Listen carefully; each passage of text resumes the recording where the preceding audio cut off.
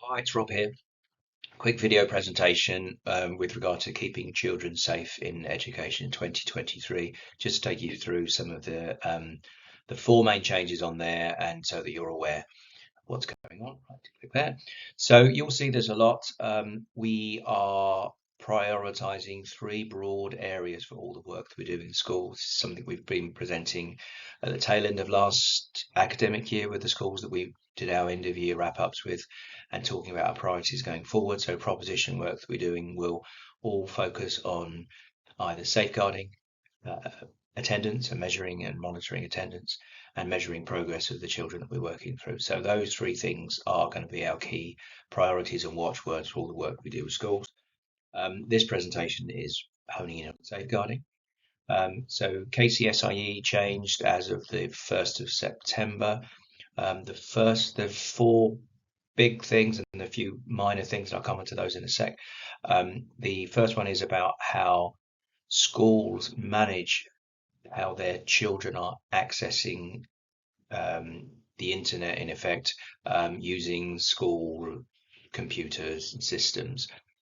So doesn't necessarily directly affect the work that we're doing, but this is a key part of the change within the policy for this year.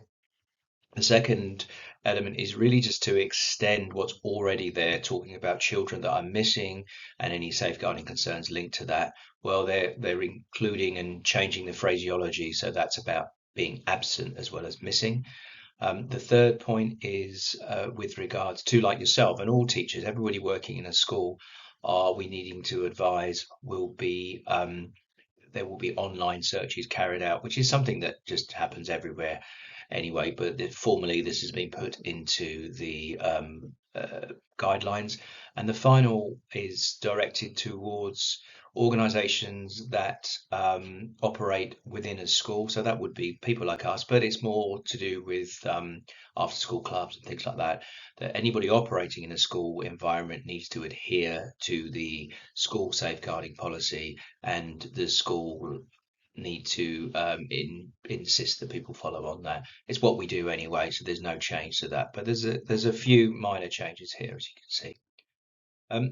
I just wanted to reference back to the NSPCC. We do a lot of work with the NSPCC. We've been partnering them for over a year now.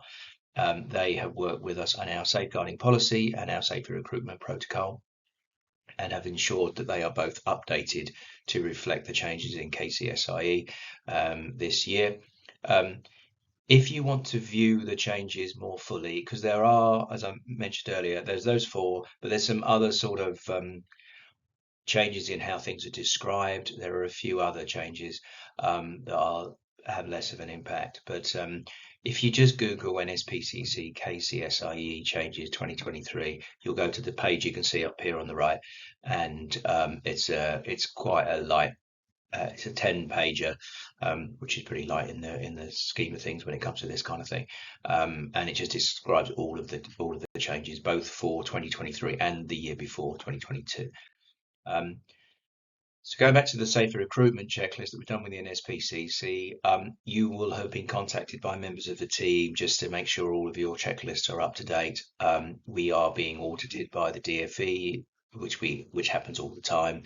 The next one's coming up in October, but we just want to make sure everything is exactly how it should be, which includes all of these things on here, so that you've received and read the Tutor Doctor Safeguarding Policy, which again has been updated by the NSPCC, that you've received and read Keeping Children Safe in Education 2020. Oh, that's just the part one, not the whole massive document, just the first part. That your safeguarding level one is complete, and prevent.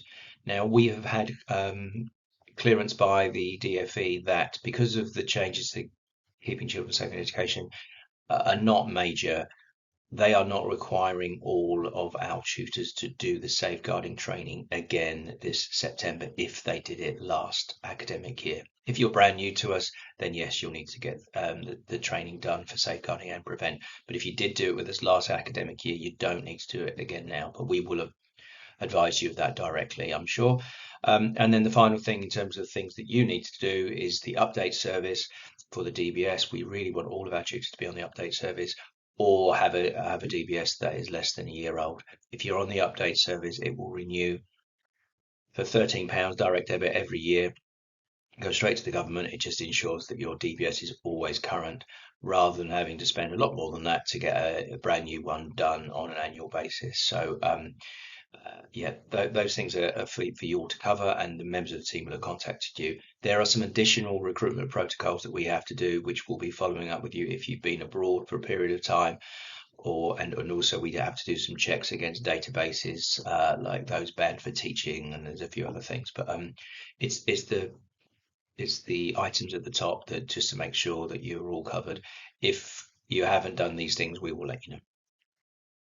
And that's it. So these are my contact details. Hope you got all that to hand.